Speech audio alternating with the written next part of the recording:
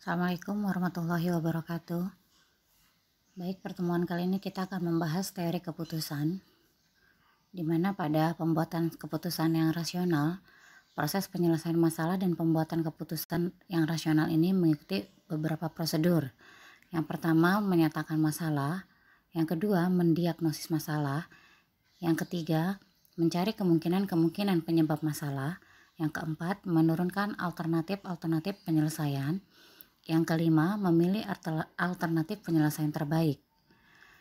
Ada beberapa jenis keadaan pengambilan keputusan. Yang pertama adalah pengambilan keputusan dalam keadaan pasti, pengambilan keputusan dalam keadaan beresiko, pengambilan keputusan dalam keadaan yang tidak pasti, dan pengambilan keputusan dalam keadaan konflik.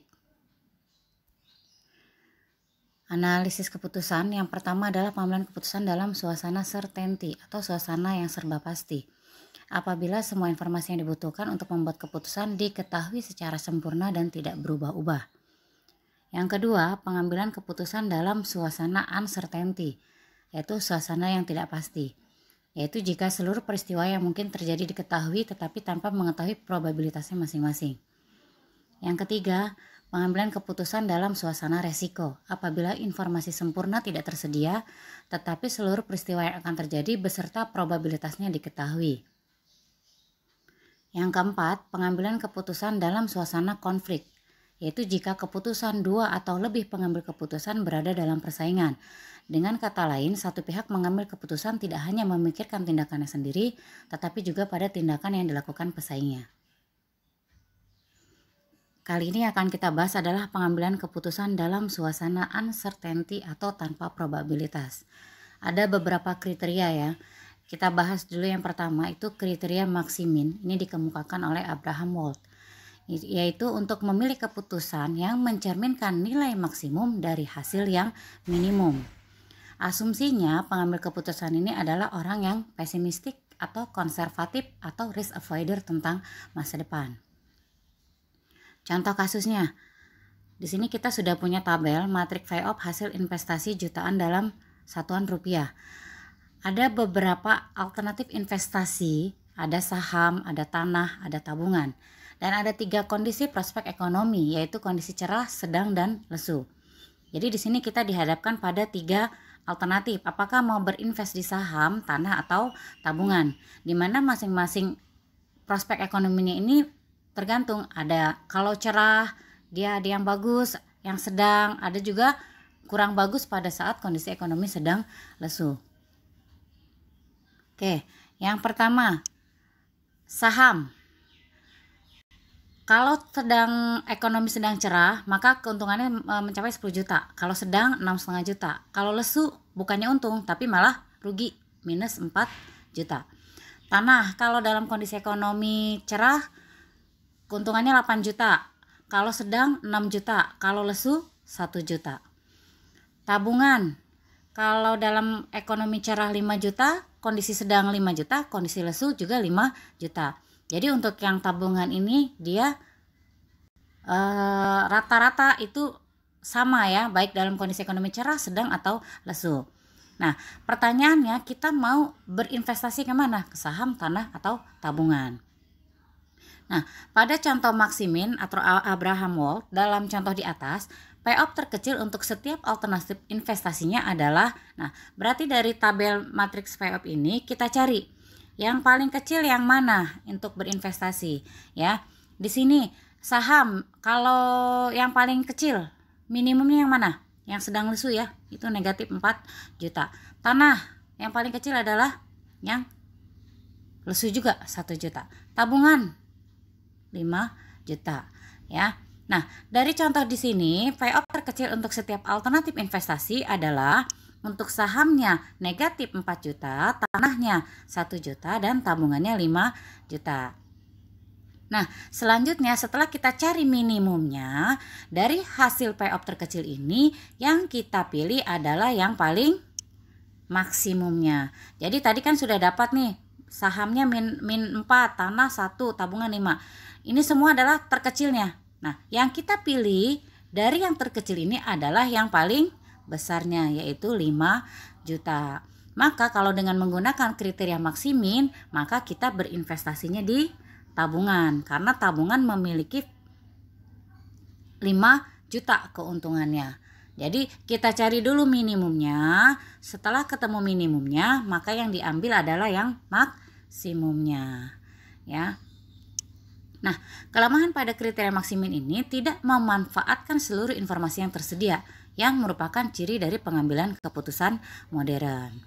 Kriteria yang kedua itu adalah maksimax. Ini adalah versusnya dari maksimin, di mana untuk memilih alternatif yang merupakan nilai maksimum, ya, dari payoff yang maksimum. Jadi kalau maksimak kita ngambilnya nilai maksimumnya dari payoff yang maksimum juga. Asumsinya ini adalah pengambilan keputusan adalah orang yang optimistik, ya. Nah, kalau pada contoh kasus yang sama, hasilnya adalah, kita lihat dulu contoh soalnya. Jadi dia ngambilnya dari yang paling tinggi, ya. Untuk yang paling tinggi adalah saham di 10, tanah di 8, tabungan di 5. Nah, setelah itu kita cari yang paling besar. Yang paling besar yang mana? Saham, ya, yaitu 10 juta. Karena dia ngambil maksimum yang paling maksimum juga. Maka hasilnya adalah kita berinvestasinya di saham. Jadi saham ini menghasilkan keuntungan paling besar, ya. Nah, kelemahannya masih mengabaikan banyak informasi yang tersedia sebagai ciri dari pengambilan keputusan modern. Sangat cocok bagi investor yang risk taker, ya. Jadi ini biasanya untuk orang-orang investor yang risk taker. Jadi berani mengambil resiko, ya. Selanjutnya, kriteria yang ketiga adalah minimax regret, ya, atau kriteria penyesalan, dikemukakan oleh L.J. Savage. Ini dimaksudkan untuk menghindari penyesalan yang timbul setelah memilih alternatif keputusan yang meminimumkan maksimum penyesalan, atau keputusan yang menghindari kekecewaan terbesar, di mana menggunakan rumus jumlah regret atau opportunity loss-nya sama dengan payoff maksimal dikurangi payoff alternatif untuk peristiwa tertentu. Contohnya di sini ada 3 investasi, ya, masih menggunakan yang sama, saham, tanah, dan tabungan. Di sini untuk sahamnya di saat kondisi cerah 0, sedangnya 0, lesunya 9. Untuk tanah kondisi cerahnya 2, kondisi sedangnya 0,5, kondisi lesunya 4. Untuk tabungan kondisi cerahnya 5, kondisi sedangnya 1,5, kondisi lesunya adalah 0.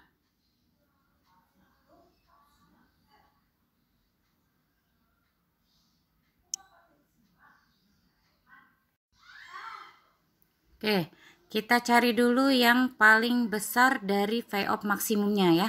Untuk saham ada di kondisi lesu, ya, ada 9. Lalu untuk tanah ada di paling besarnya di kondisi lesu juga, ya, 4. Sedangkan untuk tabungan ada di kondisi cerah, yaitu 5. Ya, setelah ketemu maka kita masukkan ke regret maksimumnya. Untuk sahamnya itu adalah 9, untuk tanah itu adalah 4, untuk tabungan itu adalah 5. Nah, setelah ketemu maka hasilnya yang kita pilih adalah justru yang paling minimumnya, ya. Jadi yang kita pilih di sini adalah berinvestasi di tanah. Jadi kalau pada kasus kriteria ini yang kita pakai adalah kita pilih dulu payoff maksimumnya dari masing-masing prospek. Setelah ketemu baru kita pilih yang paling minimumnya. Maka di sini kalau kita pakai kriteria yang ini kita pilih adalah berinvestasi di tanah. Selanjutnya adalah kriteria Harwick. Ini adalah kompromi antara maksimak dan maksimin, ya. Di sini pengambil keputusan tidak sepenuhnya optimis dan pesimis sempurna, sehingga hasil keputusan dikalikan dengan koefisien optimisme untuk mengukur optimisme pengambil keputusan. Di mana rumusnya adalah koefisien optimisme A sama dengan 0 kurang dari A dan kurang dari 1, di mana A-nya sama dengan 1 kalau optimis total. A sama dengan 0 apabila sangat pesimis atau optimisnya 0 atau maksimin.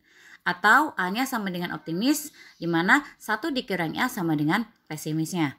Contoh, A-nya 60%, jadi 60% optimis, maka pesimisnya sisanya yaitu 40%. Dalam contoh investasi yang kasus yang tadi sudah dibahas, payoff maksimum dan minimumnya adalah untuk saham. Jadi kita ambil dari payoff maksimum dan minimumnya. Untuk saham tinggal dikalikan 60% optimis, dan yang paling minimum tadi yang paling lesu dikalikan pesimisnya.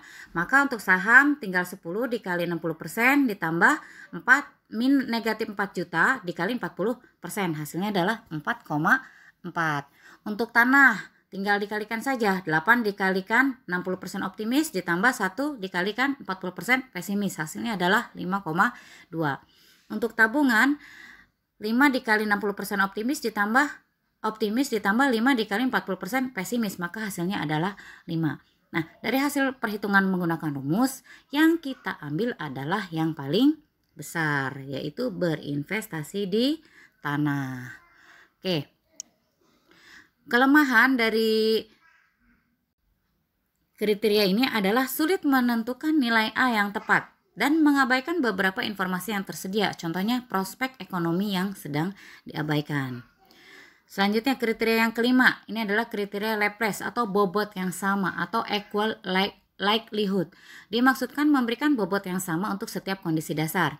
Asumsinya semua peristiwa mempunyai kemungkinan yang sama untuk terjadi. Jadi kalau di sini kita tinggal pakai rumus probabilitas.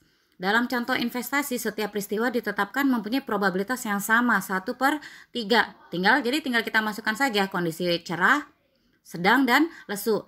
Untuk saham 1/3 kali 10 ditambah 1/3 kali 6,5 ditambah 1/3 dikali min 4, hasilnya adalah 4,17. Untuk tanah 1/3 dikali 8 ditambah 1/3 dikali 6 dan 1/3 dikali 1, hasilnya adalah 5. Untuk tabungan 1/3 dikali 5 ditambah 1/3 dikali 5 dan ditambah 1/3 dikali 5, maka hasilnya 5. Nah, untuk kasus yang kriteria Laplace ini ada tanah dan atau tabungan. Oke, kesimpulannya ya, jadi dari beberapa kriteria yang tadi sudah dihitung, ada maksimin, keputusan investasinya adalah tabungan. Untuk maximax adalah saham. Untuk minimax regret adalah tanah. Untuk Hardwick yang menggunakan optimisnya 60% itu adalah tanah. Untuk Laplace adalah tanah atau tabungan. Ya, nah pemilihan keputusannya tergantung pada kepribadian dan filosofi dari pengambil keputusan. Kalau kita lihat dari kesimpulannya, di sini yang paling banyak mana hasilnya adalah tabungan ya. Tabungan ada 2, tanah ada 3, sahamnya cuma 1.